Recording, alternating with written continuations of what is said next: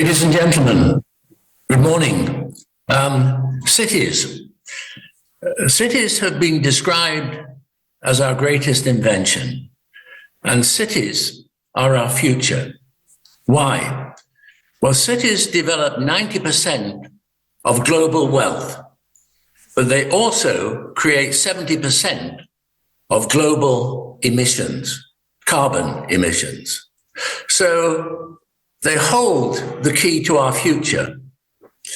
They also are going to absorb the more than 2 billion forecast population growth by 2050. Cities are not static. They're organic. They're changing. They're expanding. They're responding to change. If I paraphrase Winston Churchill, we shape our cities and they shape us. So in a time of change, war, migration, climate change, what kind of trends do we encourage? What kind of trends do we discourage? I think if we go back to basics, there are arguably two kinds of cities, and many cities are a combination of those two kinds. Cities historically were born with a core. They were walkable, pedestrian. They would have the historic core. They would have neighborhoods. They'd be high density, compact.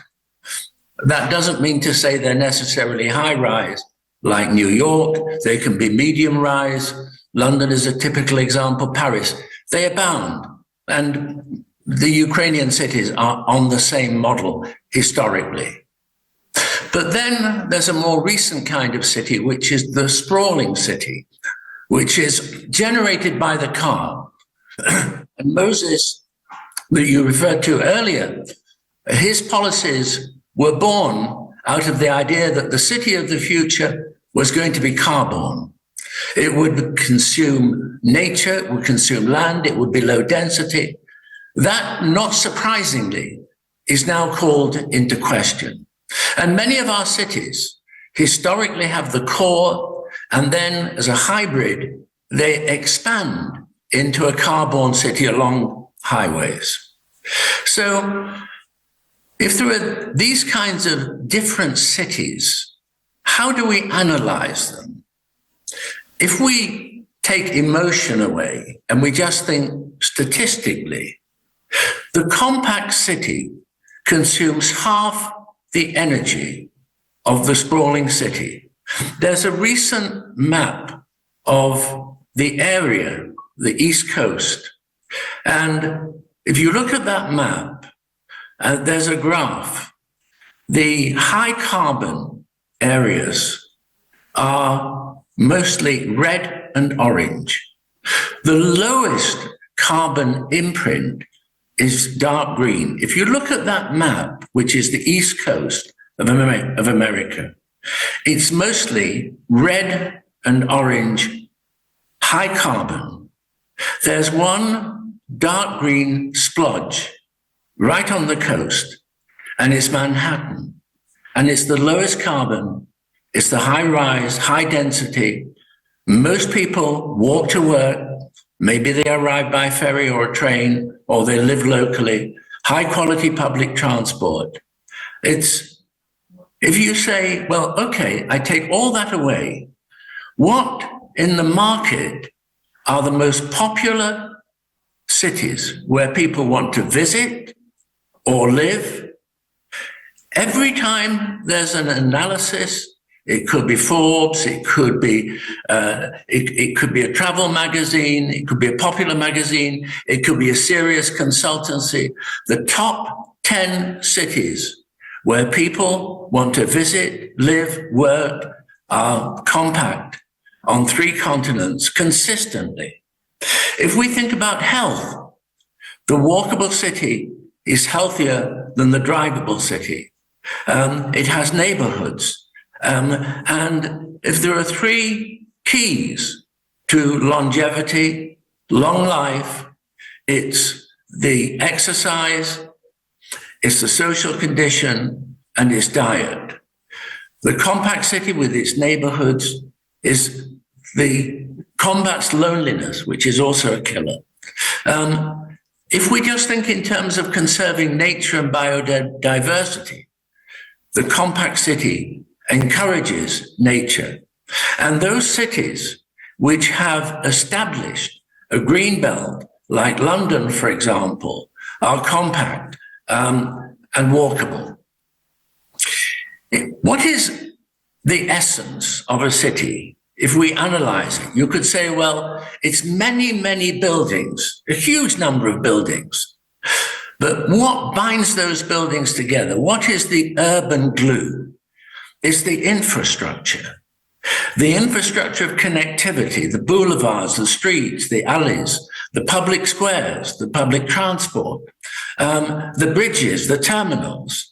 And that infrastructure defines the DNA of a city. It makes one city different from another.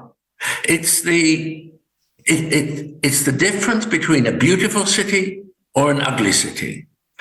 A city with a high carbon footprint, like a compact city, a low carbon footprint, or a sprawling high carbon city. It comes back to whether a city is poor or rich. You could say, if you want to look far into the future, then first look back to the past. In this case, the lessons of the historic city, the kind of city that people want to visit. Those lessons from the past, combined with our technology today, we should relearn how to make the historic city in contemporary terms. We should rediscover the streets, the public squares. We should question the proliferation of highways. We should encourage nature back into our cities to improve the quality of air, or shade in summer, or beauty. We should encourage zoning, which allows a mix of activities to come together. Exactly what happened organically in the past. Now, quite rightly, industry was defined as dirty, and you had all the recent planning of zoning that would separate industry. But much of industry today is clean. It can coexist with residential, with leisure, with galleries. And there is no reason why we shouldn't recycle those obsolete buildings, those earlier buildings, office buildings from the past, into the residences of today, and bring everybody together, equitable. And urban housekeeping, the imperative to keep the city tidy and clean, to convert waste to energy, to re-examine our attitude to energy, recycling waste to energy. But we still, despite all the progressive moves in terms of solar and wind, which consume huge areas of nature, we're still dependent on fossil fuels. And if you look at the data, the cleanest and the safest form of energy ever is nuclear. And that's old generation nuclear. New generation nuclear with batteries, a container-sized nuclear battery can power a small town, 10 megawatts, or an entire city block. Perhaps professionally, I wear three hats. I head out to practice, which has evolved since the 1960s. And if I think about my work as an architect, working with cities, Duisburg, for example, was a Rust Belt city 40 years ago. Over that 40 years, working with the community, we have seen the polluted rivers become a source of leisure. We've seen the old industries die, those buildings recycled. We've seen affordable housing, high quality, an infrastructure of water and greenery, mature trees now over the decades. If I wear another hat, recently for the United Nations, I've been the advocate for cities, and I brought mayors from North America, from Europe, from Asia together to pool their experience.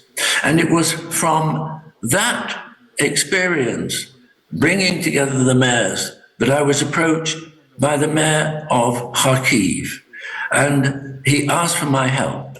And out of that, working with my foundation as a core team and bringing in key economists from Harvard, from Oxford, engineers from Germany, a multinational group powered by a philanthropic desire to try and help the city to respond to the mayor's plea for help.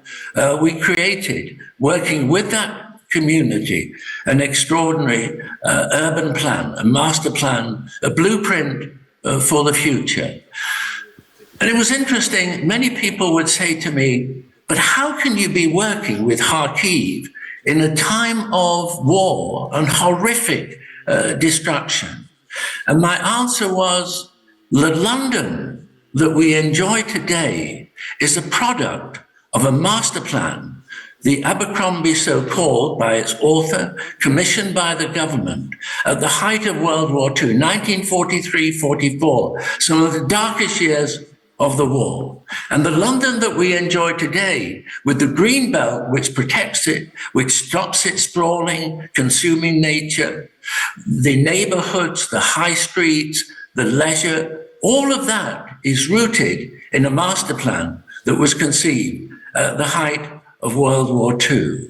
And our master plan for Kharkiv, with the long-term goals, with an awareness that the citizens, and we've engaged with them over questionnaires, over interest groups, meetings every week, questionnaires to ask what ideally would they like in terms of change, new industries, higher quality housing, more mix, encouraging neighborhoods, protecting the historic city core, building on the past for a future, creating new ideas like, for example, a science neighborhood rather than a science park, bringing together the university with buildings for startups, learning the lessons of the historic city from the past. 5 pilot projects about industry, bringing in new science, preserving nature, preserving the historic core, encourage.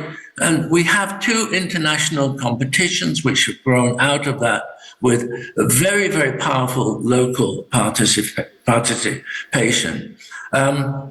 Finally, I would end on the note of education.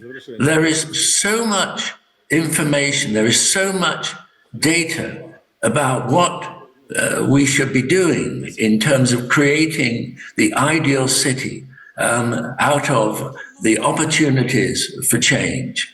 And my institute has created a master's class, a 1-year master's class, which encourages individuals who are interested in the city. They may be working in government, they may be working in private consultancies, and out of the workshops that we've brought together, a network of experts from around the world and students from around the world, we're now seeing, out of that, we're now seeing a new generation of potential civic leaders. So alumni of this course are now in government. One is a mayor in a city in Chile. So it's getting these important messages out much more widely.